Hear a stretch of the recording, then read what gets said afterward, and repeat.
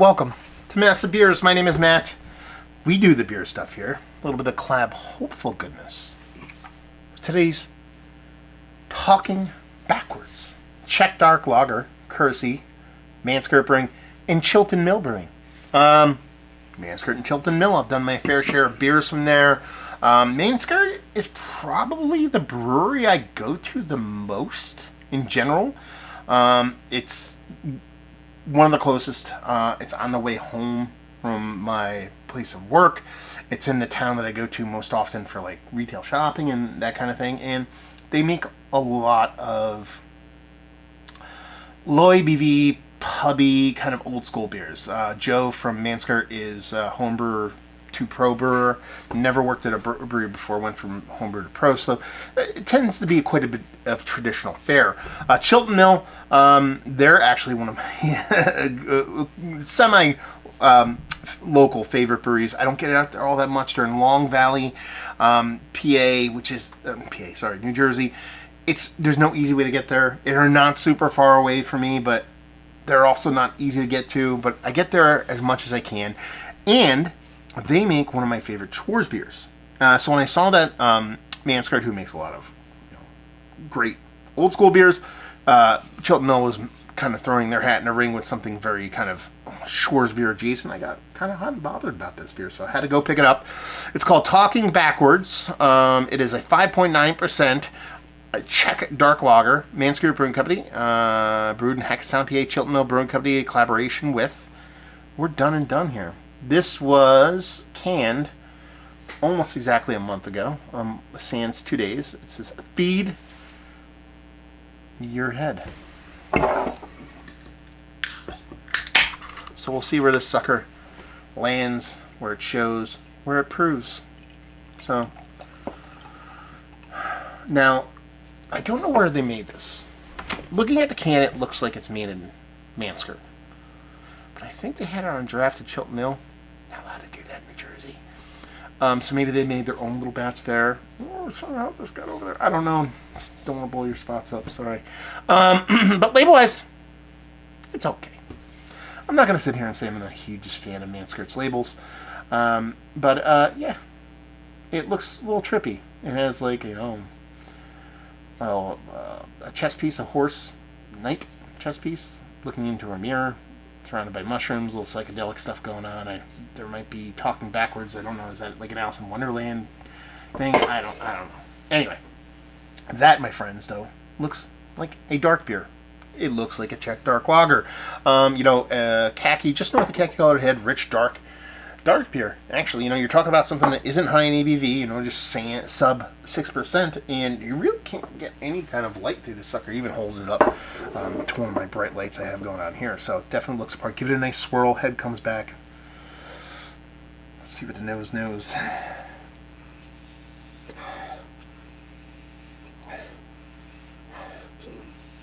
Chocolate malt.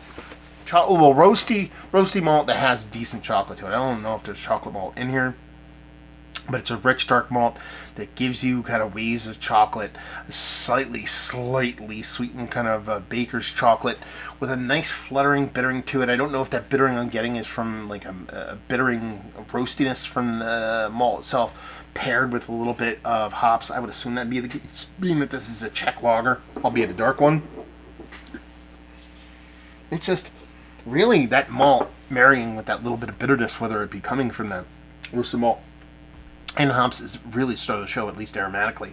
And it comes off quite nice. It has this kind of, it's going to sound funny to say this, but it's like crispy coldness just on the nose already. You can almost tell that it's a lager based off the nose. It doesn't have any of these like fatty, rich density vibes to it. It comes off clean and crisp on the nose, which makes you think. You would hope. I hope aromatically I would be like, I think this might be something a little bit, Baltic Porter / a dark lager-esque. But it smells quite nice. Roast forward. The promise may be a little bit of hops. Let's dive in. Cheers, y'all.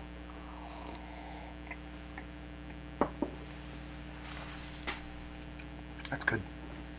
It's definitely a Czech dark lager, like through and through in its DNA. Very much kind of by the book. And I don't mean that as a slight.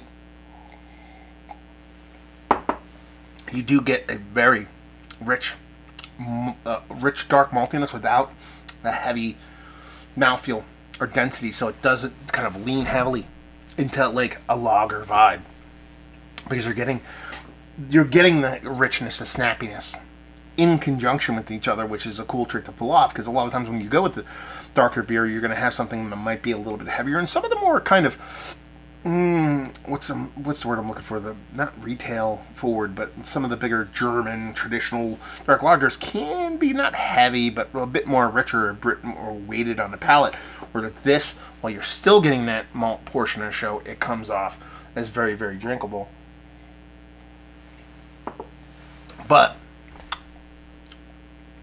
it doesn't get to the point where it's so big, and this is the point I'm trying to make, that it doesn't veer towards like Cascadian Dark Lager or Cascadian Dark Ale or something like that, like a black IPA.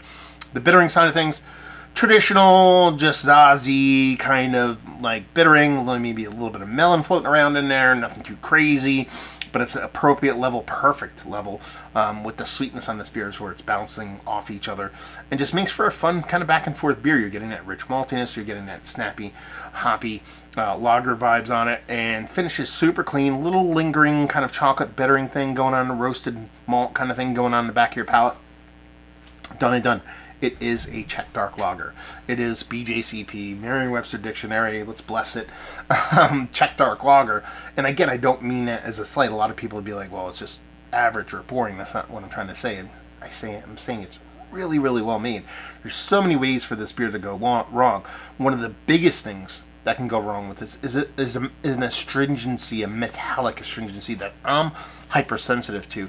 So, if you watch my videos, when I drink a lot of like sub 8-7% like malt forward dark beers, it's something that I pick on quite a bit. It's I don't want to say an overt flaw in non well made darker beers, but I think when it shows in very small scale, I'm hypersensitive to it. I'm hypersensitive to that. I'm hypersensitive to carbonic acid. There's a couple things which I'm hypersensitive to.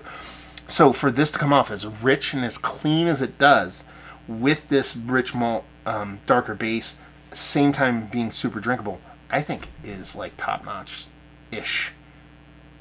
Not ish, I mean shit. I should have just said that. It would have make more sense. But yeah, no, I dig this. This is exactly what I wanted. Not going to get me wrong. I dig Chilton Mill Schwarz beer as for darker beer. More than this, it just has a little bit more to it for me. But as far as cleanliness and executability, is that a word? We'll make it a word.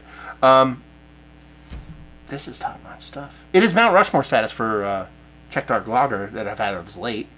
There's really, you're going to be hard-pressed to find something made better than this. I'm not saying I haven't had better ones than this in my lifetime. Probably have, but as of late, it's up there. And really well-made stuff.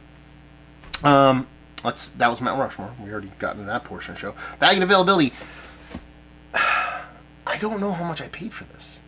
I just wanted it so bad. I was like ringing up. I had a couple beers. I was chilling with my buddy George, and I was like, yeah, throw one of those 4-packs on. So I don't know what I paid for it. I want this to be. Skirt's prices can be a little bit high. A small brewery trying to make good. I'm not gonna, whatever on that. So I'm guessing they probably charged $17 for this. I want this to be $13. But, yeah, take that for what it's worth and leave you with, if you like what we like this, if you like Czech Dark Lager, you'll dig this.